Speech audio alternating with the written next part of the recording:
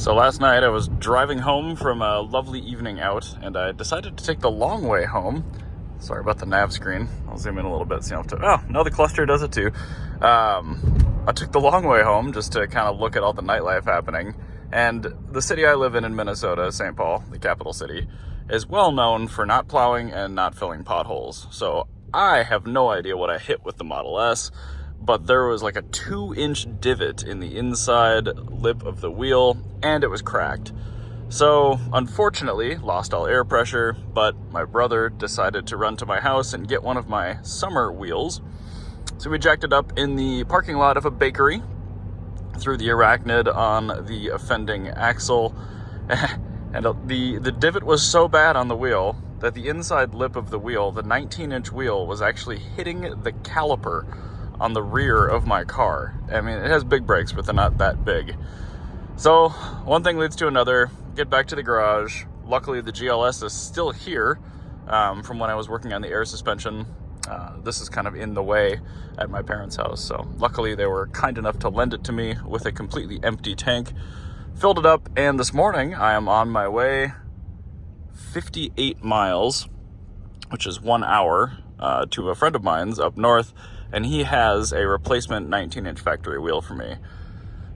So I have my old one right here, and I'm planning to hit a tire shop on my way back. I just hope that the tire itself is okay. It's holding 20 pounds, but anything beyond that, it's leaking through the area of the bead where the pothole hit. I did flatten it out with a hammer quite a bit and a block of wood just to get it to hold some air. Last night it wouldn't hold anything. Anyway, I don't really have any other content to film this weekend, so you guys get to ride along with me and let's go pick up a wheel. This is like one of the sketchiest pieces of icy black ice road ever. And of course, it's the one day I don't have a vehicle with winter tires. Almost there though, 6.9 miles. Nice. Well, we are back, and I didn't go straight to the tire shop because, unfortunately, this wheel, although in reasonable condition, does have a crack in it.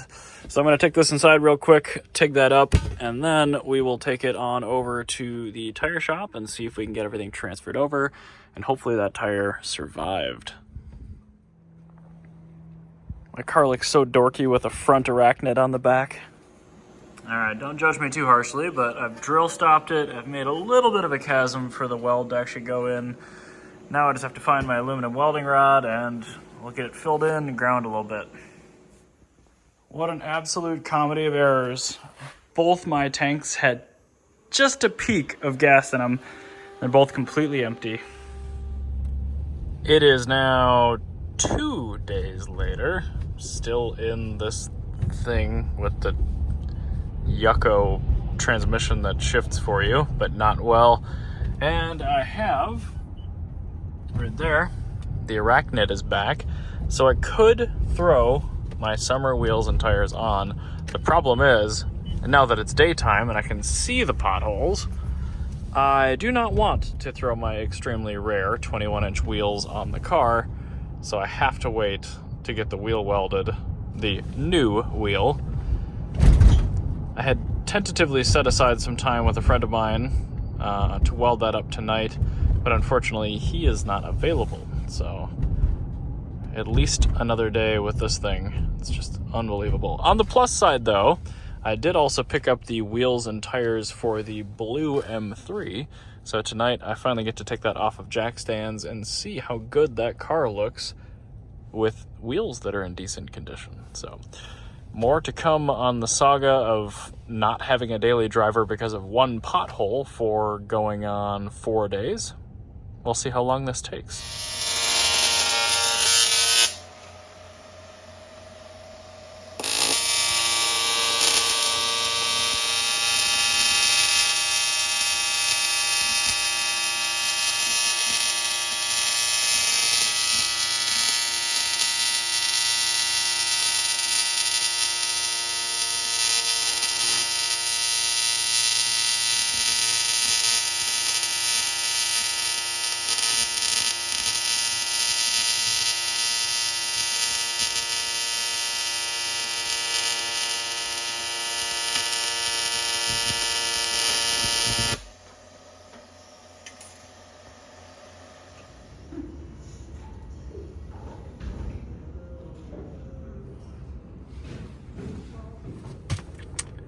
Well, I heard zero fuss, so the tire survived. I'm actually really happy about that.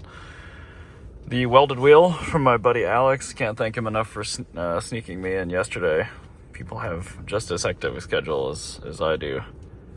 So let's see, that wheel loss happened Friday and it's now Wednesday.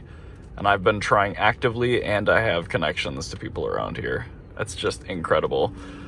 Why cars don't come with spare tires anymore is completely beyond me, but really not a fan of how this transpired.